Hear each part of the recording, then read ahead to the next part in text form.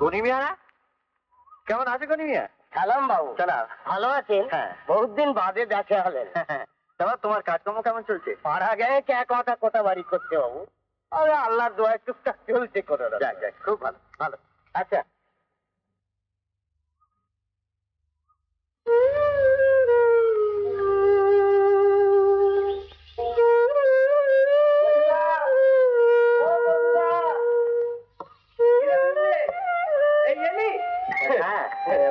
মাইমা কেমন আছে? ভালো ভালো, খুব ভালো। মিনি না? কত বড় হয়ে গেছি, তো সেই শখ করতে দেখে গেছে। তুমি কথা তখন হাফ প্যান্ট পরে। বেশ কথাও শিখেছি। হ্যাঁ, ওইটুকুই শিখেছে, ওর বেশি আর না। শোন, ও বেলা একবার আসো আসো, চলি। দিমলেটা শহরে গিয়ে একেবারে চালিয়ার চন্দর হয়ে উঠেছে, বুঝলি? কে বললে? তোমার বিমলদার উপর বরাবরই হিংসে। হিংসে কেন হবে? কারণ বিমলদা কলকাতা গিয়ে লেখাপড়া শিখে উন্নতি করতে পেরেছে আর তুমি তো পারোনি। চুপ কর। ওদের বংশ সব সমান। ওর কাকা পণ্ডিত বাণিজ্যকে তো চিনি, ধর্মের বেগ ধরে ঘুরে বেড়ায়।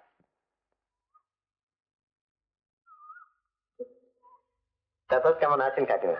আর আমাদের থাকা থাকি বাবা। কাকা বাবু কোথায়? উনি পুজো করছেন। ও, তুমি হাত মুখ ধুয়ে নাও বাবা।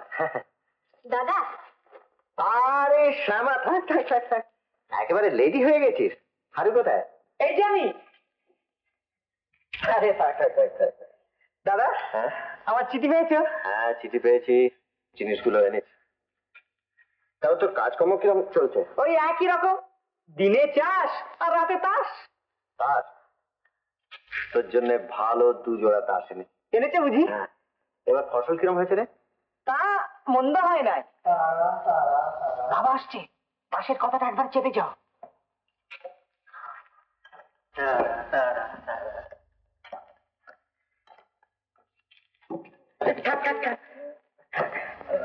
কল্যাণ হোক। দাদা, তুমি তো ট্রেনে করে এসেছো তো, মুখ হাত পা ধুয়ে জামা কাপড় ছেড়ে তারপরে প্রণাম ও করো। হ্যাঁ, বিমল, তোমার উপবীর দেখছি না কেন?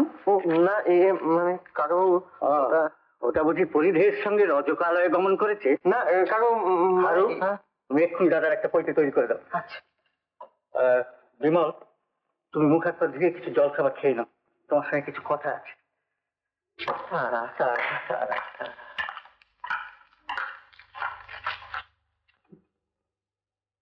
দাদা, লুঙ্গি টুঙ্গি পরো না। কেন? বাবা খুব চটে যাবে। লুঙ্গি পায়জামা পরলেই বলে হিন্দুর ছেলে ওসব করছিস কেন, তোরা কি মুসলমান? ছোটদা একদিন যাবো কোনি খেয়েছিল লুঙ্গি পরার জন্য। তাই নাকি? হ্যাঁ। এই তোমার বাড়ি, কেউ থাকে না বলি এইরকম পুরো বাড়ির মতন হয়ে আছে। ঘর টর গুলো এবার ভালো করে সারিয়ে ফেলো।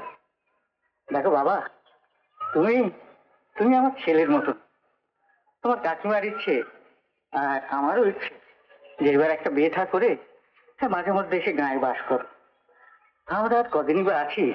না কাকাবাবু, কলকাতার গোলমালে থাকতে আমার ইচ্ছে করে না। নেহাত কাজের দায়ে পড়ে আছি। নইলে আপনাদের জন্য, এই গায়ের জন্য আমার সবসময় মন কেমন করে।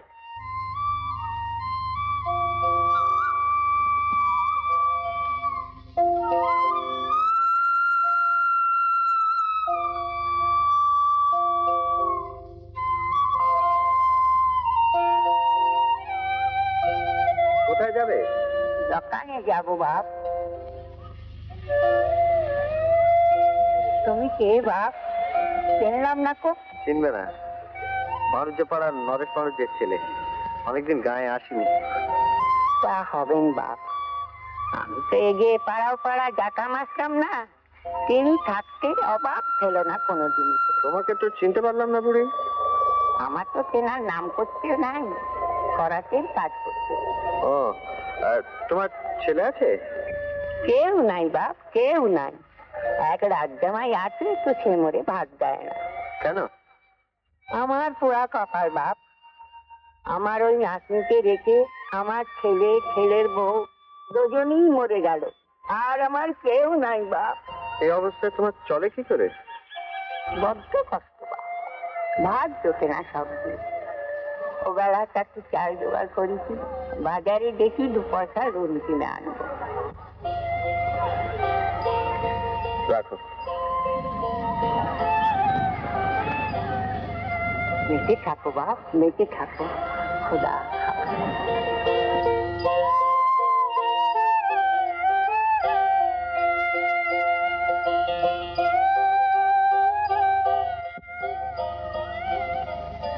भगवत गंगे त्रिभुवन तारिणि तरल तरंगे शंकर मौलिनि वासिनि विमले मम मतिरा सांग तव पद कमले।